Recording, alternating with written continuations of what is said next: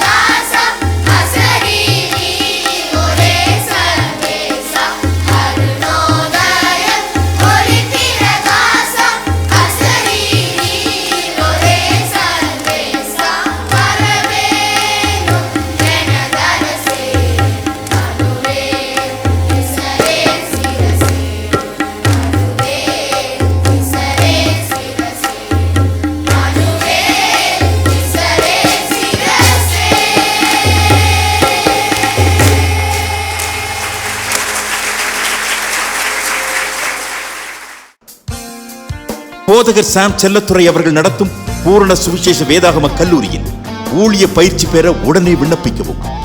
விண்ணப்ப படிவம் பெற பூரண சுவிசேஷ வேதாகம கல்லூரி, தபால் பெட்டி எண் 494, சென்னை 7 அல்லது கீழ்காணும் தொலைபேசி எண்களில் தொடர்பு கொள்ளவும்.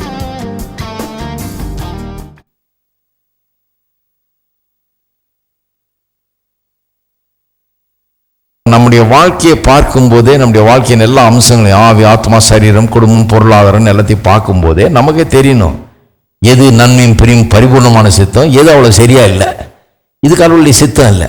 வீட்டில் சண்டை போட்டே இருக்கணும், அது கடவுளுடைய சித்தம் கிடையாது. நிம்மதியே இல்லைன்னா அது கடவுளுடைய சித்தம் கிடையாது. பயந்துகிட்டே இருக்கணும், அது கடவுளுடைய பரிபூர்ண சித்தம் கிடையாது இல்லையா? இதெல்லாம் கடவுளுடைய சித்தம் கிடையாது. அப்ப இதை பார்க்கும்போது என்ன பண்ணணும்? இது கடவுளுடைய சித்தம் அல்ல என்கிறத முதல்ல அங்கீகரிக்கணும். அப்புறம் இதை மாற்றுகிறதுக்கு நான் என்ன செய்ய வேணும்? நான் சொல்லுகிறேன், இவ்வளவு நாள் எதுக்கு இந்த மனதை பற்றி போதிக்கிறேன்? இந்த மாற்றக்கூடிய ஒரு கருவியாக தான் கடவுள் மனதை கொடுத்திருக்கிறார். மனுஷனை அப்படியே கடன் விடலை கர்த்தர். மனதை எது கொடுத்திருக்கிறாரு? கர்த்தர் சொல்றாரப்ப உன் தரித்திரத்தை மாத்திடலாம், உன் மனதை மாத்தினா மாத்திடலாம். நான் செய்ய வேண்டியதெல்லாம் பண்ணிட்டேன். இப்போ நீ செய்ய வேண்டியது ஒன்று இருக்கு. உன் எண்ணங்களை மாற்று, உன் அப்ரோச்சை மாற்று, உன் மனதை மாற்று, வாழ்க்கை மாறும் அப்படிங்கிறாரு.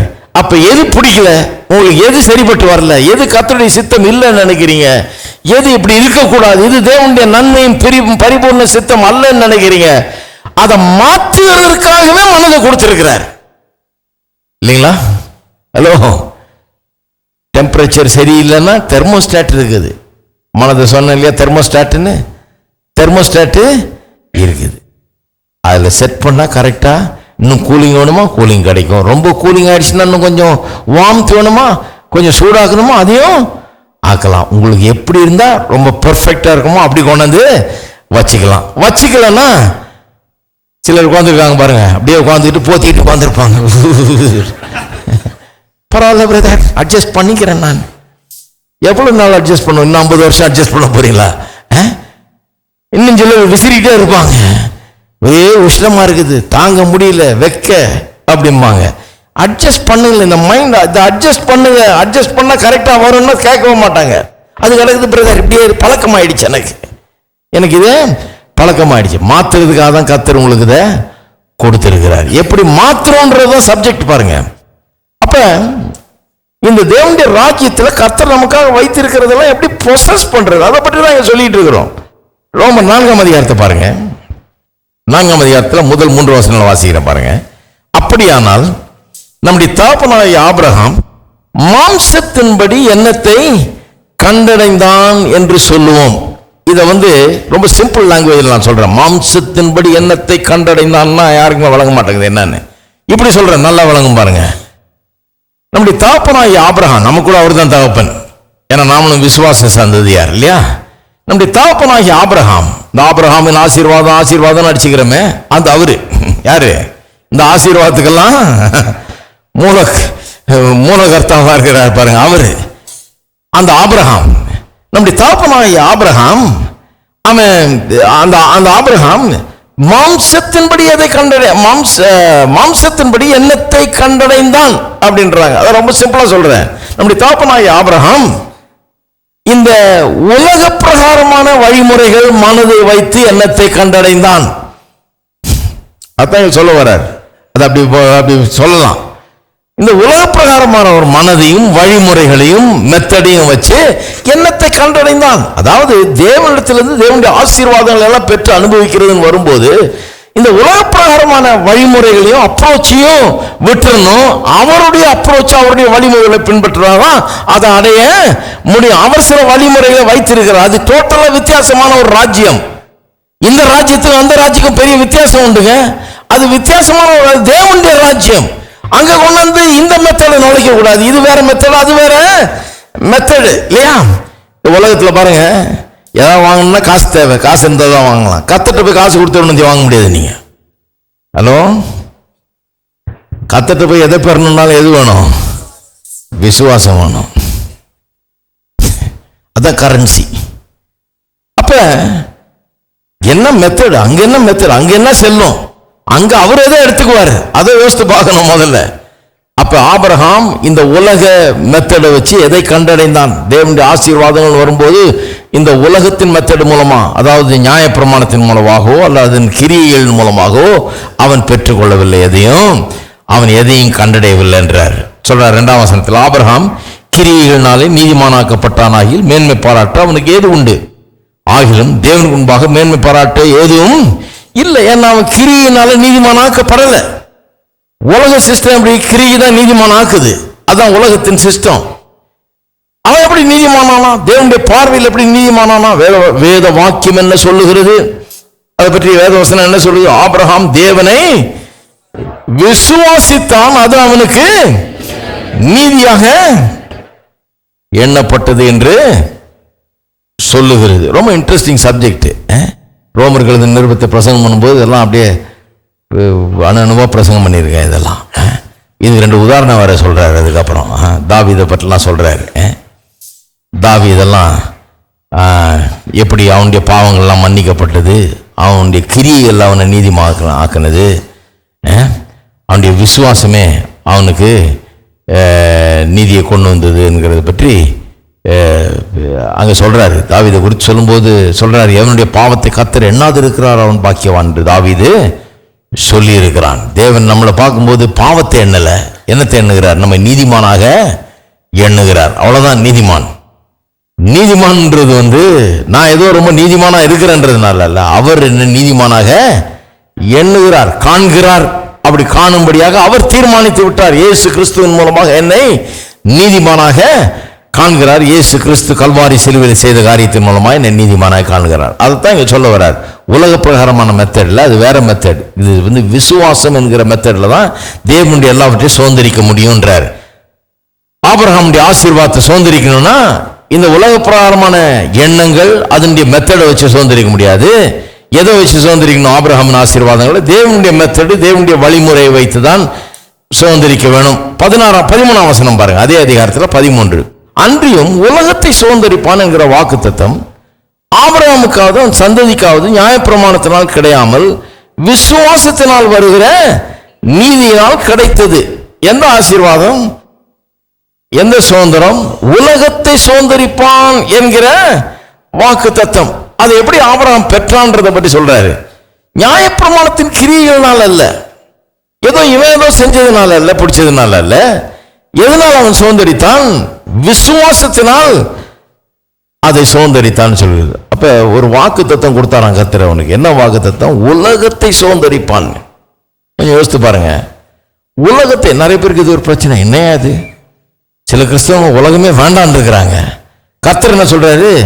சிலுவையில் மறிச்சதுக்கு பாயிண்டே என்னன்னா உலகத்தை அவன்கிட்ட திருப்பி கொடுக்கறதுக்காக தான். ஏன்னா இந்த உலகத்தை தான் முதல்ல ஆதாம் கிட்ட கொடுத்தான், முப்பாட்டங்கிட்ட. அவன் கோட்டை விட்டுட்டான், பாவம் செஞ்சு பிசாசுகிட்ட தார பார்த்துட்டான். இயேசுவை அனுப்பி, இரண்டாவது ஆதாமாகிய கடைசி ஆதாமாகிய இயேசுவை அனுப்பி திரும்ப உன்னிடத்தில் திரும்ப மீட்டு கொடுக்கும்படியாக இந்த உலகத்தை உங்கையில் கொடுத்து இந்த உலகத்துக்கு ஒரு பெரிய அதிபதியாக உன்னை ஏற்படுத்தி அதிகாரியாக உன்னை வைத்து இதை ஆளுகிறவனாக உன்னை வைக்கும்படியாக மீட்பே நடந்திருக்குதுன்றார் கர்த்தர். உலகத்தை சுதந்திரிப்பான்ற வாக்குத்தத்தம் அதை பற்றி ஆச்சரியப்படுத்த ஒண்ணுமே இல்லை. அது ரொம்ப சர்வசாதாரணமான காரியம். உலகத்தை ஆதாம்கிட்ட தான் கர்த்தர் கொடுத்தார். இன்னைக்கு பிசாசுகள் மாத்திட்டு இருக்குது. உலகத்தின் அதிபதியா அவன் உட்கார்ந்துட்டு இருக்கிறான் பாருங்க. அவன் ஆக்கிரமிப்பாளன். யாரு? என்க்ரோச்சர். நம்ம ஊர்ல பாருங்க, கொஞ்சம் இடம் கொடுத்தா உள்ள உட்காந்துருவாங்க. டென்ட் போடுவாங்க. டென்ட் அப்புறம் குடிசை ஆகும், குடிசை ஓடாகும். ஓடு அப்புறம் பார்த்தீங்கன்னா 4 மாடி கட்டடம் ஆயிடும். நகர்த்தவே முடியாத ஆளு பிசாசு. அப்படிப்பட்ட ஒரு என்க்ரோச்சர். ஆதாம் பாவம் செஞ்ச உடனே உள்ள ஒரு இடத்த கொடுத்தான் பாருங்க. கொடுத்த இடம் இன்னைக்கு வரைக்கும் வரல, அவங்ககிட்டே போயிடுச்சு. அது என்க்ரோச் பண்ணிட்டான். அத்துமீறி அதை எடுத்துக்கொண்டான், அதை ஆக்கிரமித்து கொண்டான் அவன். அவ்வளவுதான். இவன் கொடுத்துட்டான். கொடுத்து கிட்டத்தட்ட லீகலாவே அவனுக்கு சொந்தமானதை ஆக்கிட்டான். இவன் தார வாசிட்டான். அவன்கிட்ட கொண்டு போய் அவன்கிட்ட விற்று போட்டான். இதுதான் நடந்தது பாருங்க. இப்போ இயேசு அதை மீட்டு திரும்ப நம்மகிட்ட கொடுக்கறதுக்காக வந்திருக்கிறாரு. இந்த உலகத்தின் பேர்ல நம்மை மறுபடியும் அதிகாரியாக்கும்படியாக வந்திருக்கிறார். இதுதான் இதுக்கு அடிப்படை பாருங்க. தேவன் நமக்காக இந்த உலகத்தில் வைத்திருக்கிற அத்தனை காரியங்களும் நாம் சுதந்திரிக்க வேணும்னா இதை முதல்ல ரெக்கக்னைஸ் பண்ணணும். நமக்கு முதல்ல ரெக்கக்னைஸ் பண்ணணும். இந்த உலகத்தை சுதந்திரிப்பான்ற வாக்குத்தத்தம் ஆபிரகாமுக்கு எப்படி வந்தது, அவன் எப்படி சுதந்திரித்தான் பார்க்கணும். அதே மாதிரிதான் நாம சுதந்திரிப்போம். சிலர் சொல்றாங்க இது ஆபிரகாமுக்கு அவன் சந்ததிக்கியா, நான் ஆபிரகாமுக்கு எனக்கு சம்பந்தமே கிடையாது அப்படிங்கிறாங்க. கலாத்தியர் 3 திருப்புங்க, 29. கலாத்தியர் 3:29. நீங்கள் கிறிஸ்துவுடையவர்களானால் ஆபிரகாமின் சந்ததியாராயும் வாக்குத்தத்தத்தின்படியே சுதந்திரராயும் இருக்கிறீர்கள். யாரை பற்றி சொல்லியிருக்கு? கிறிஸ்தவ விசுவாசிகளை பற்றி சொல்லியிருக்கிறது. கலாத்தியருக்கு எழுதுகிறார். அவரெல்லாம் எல்லாம் ஒன்றும் யூதர்கள் கிடையாது பாருங்க, நிறைய புறஜாதிகள். அவர்களுக்கு எழுதுகிறார், நீங்கள் கிறிஸ்துவனுடையவர்களானால். யாருடையவர்களானால்? கிறிஸ்துவனுடையவர்களானால் ஆபிரகாமின் சந்ததியார். அப்ப ஆபிரகாமுடைய வம்சத்துல வரணும் கிடையாது. நீங்க கிறிஸ்துவுடையவர்களானாலே ஆபிரகாமுடைய சந்ததியாரா இருக்கிறீங்க. வாக்கு தத்தத்தின்படி சுதந்திரவாளிகளாகவும் இருக்கிறீர்கள் சொல்லியிருக்கு. அதே இங்க 4ஆம் அதிகாரத்திலும் சொல்லியிருக்கு. ரோமர்ல வாசிங்க 16ஆம் வசனம் 13 வாசனம். இப்போ உலகத்தை சுதந்திரிப்பான் என்கிற வாக்கு தத்தத்தை ஆபிரகாம் அதை எப்படி அவனுக்கு கிடைச்சதுன்னு, விசுவாசத்தினால் வருகிற நீதியினால் கிடைத்தது. 16ஆம் வசனம் பாருங்க. ஆதலால் சுதந்திரமானது கிருபையினால் உண்டாயிருக்கிறதா இருக்கும்படிக்கு அது விசுவாசத்தினாலே வருகிறது.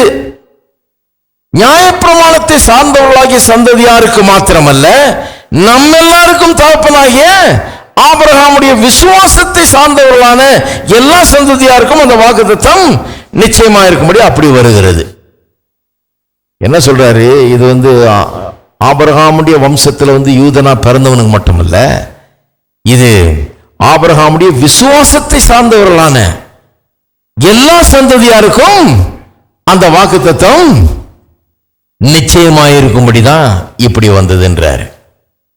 நீங்க எந்த சந்ததியா இருந்தானே, எந்த ஜாதியா இருந்தானே, எந்த குலம் கோத்திரமா இருந்தானே, எந்த ஊரா இருந்தானே, எதுவா இருந்தானே, அது பற்றி பிரச்சனை இல்லை. நீங்க கிறிஸ்துவனுடையவர்களா, நீங்க விசுவாச சந்ததியாரா, ஆபிரகாமுடைய விசுவாசத்தை சார்ந்தவர்களா நீங்க, அப்ப இந்த ஆசீர்வாதம் உங்களுடையது அப்படிங்கிறாரு. இங்க இன்னொரு காரியத்தை சொல்றாரு பாருங்க. சுதந்திரமானது கிருபையினால் உண்டாகிறதா இருக்கும்படிக்கு அது விசுவாசத்தினால் வருகிறது. ஏன் அது விசுவாசத்தினால் வர்ற சுதந்திரம்? ஏன் faith is the method? இதை சுதந்திரிப்பதற்கு ஏன் விசுவாசம் மெத்தடா இருக்குதுன்றத சொல்றாரு. ஏன் அது கிருபையினால வருகிறது. கிருபையினால வர்ற எல்லாத்தையுமே விசுவாசத்தினால தான் பெற்றுக்கொள்ள முடியும். கிருபை கொடுக்கிறது, விசுவாசம். இதை நிறைய போச்சிருக்கிறேன். கிருபை கொடுக்குது, விசுவாசம் எடுத்துக்கொள்ளுது. கிருபை கொடுத்திருந்தா இப்ப இதுக்காக ஒருத்தன் பிரயாசப்பட வேண்டியதில்லை. ஏன்னா கொடுத்தாச்சு, ஏற்கனவே கொடுத்ததுனால எடுத்துக்கொள்ள வேண்டியது விசுவாசம் இல்லையா? அதுல பிரயாசத்துக்கு இடம் கிடையாது, அங்க கிரியைக்கு இடம் கிடையாது. ஏன்னா ஏற்கனவே கொடுக்கப்பட்டு விட்டது. அதனாலதான் அங்க கிரியைக்கு இடம் கிடையாது. இங்க எதுக்கு இடம்? விசுவாசத்துக்கு மட்டுமே இடம். விசுவாசம் என்ன சொல்லுது? கர்த்தர் என்னதுன்னு சொல்லிட்டாரு, ஆகவே இது என்னது. என் கிரியைக்கு அதுக்கு சம்பந்தமே கிடையாது. கர்த்தர் அவர் எப்படி வேணா செய்யலாம். அதுக்கு தான் ஒரு கதை சொன்னார். அவர் கர்த்தர் எப்படி வேணா கொடுக்கலாம். அவர் கொடுத்துட்டார்.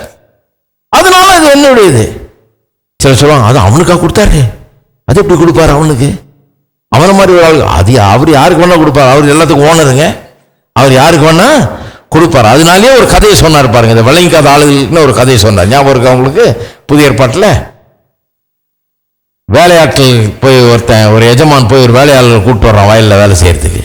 முதலாம் மணி நேரம் போய் கூப்பிடுறான். அந்த காலத்தில் போய் ரோட்டில் போய் நின்றுட்டு இருப்பாங்க போல இருக்கு, சந்தை கடைக்கிட்ட நிற்பாங்க போல இருக்கு. போய் ஒரு வேலைக்கு ஆள் பண்ணால் போய் இத்தனை பேர் வாங்கன்னு சொல்லி பேரம் பேசி கூப்பிட்டு வரணும். கூலி எவ்வளோ வேணும்னு கேட்டு வருவாங்க.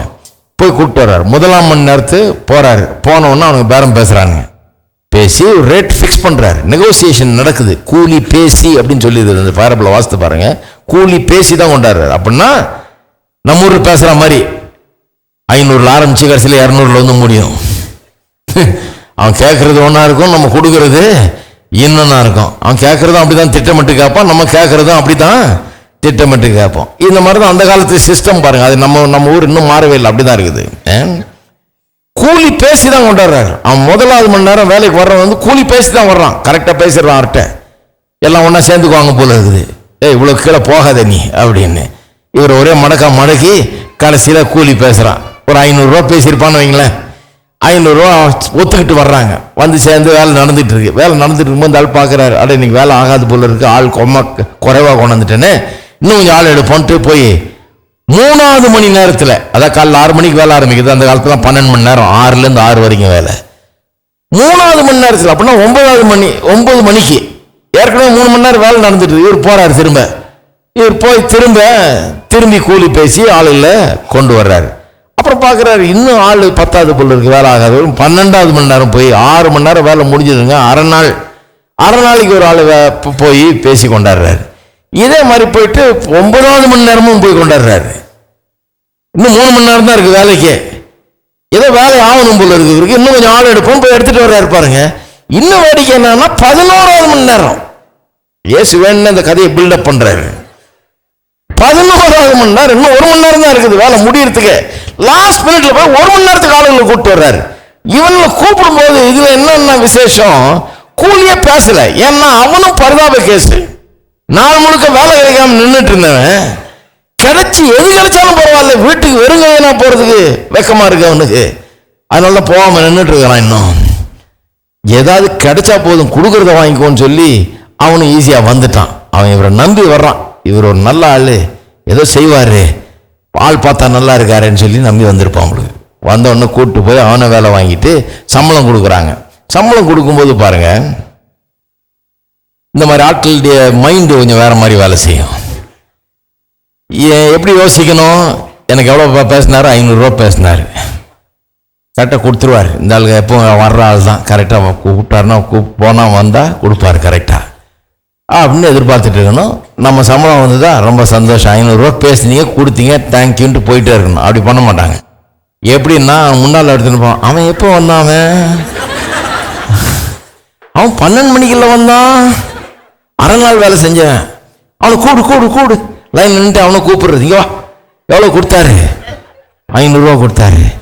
நம்புறது இல்லை, காமி, கையை திறந்து அவனை காமி கேட்கறது, பார்த்துடுறது, அதை செக் பண்ணுவாங்க இல்லை, அதெல்லாம் பண்ணுவாங்க நம்ம ஆளுங்க.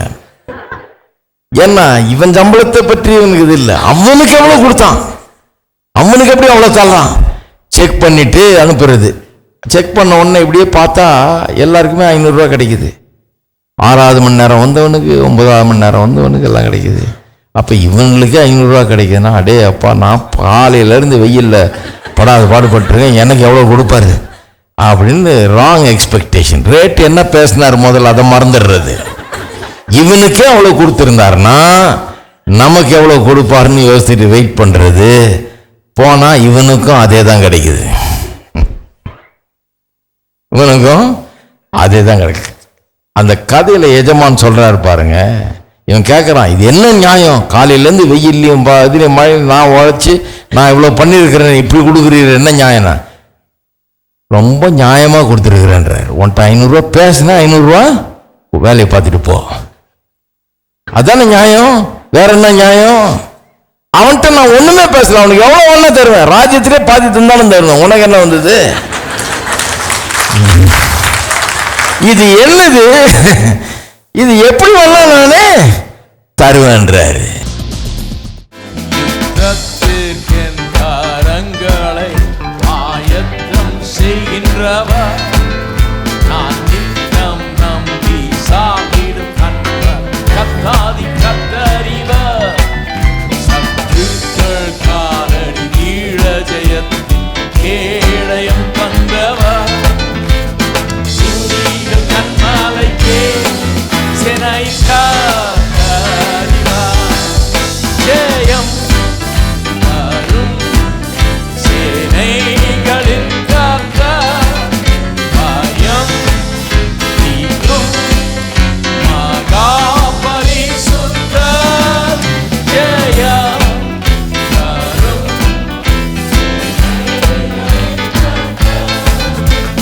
துதிகள் கண்மாலைக்கே செனையின் காத்தறிவர்,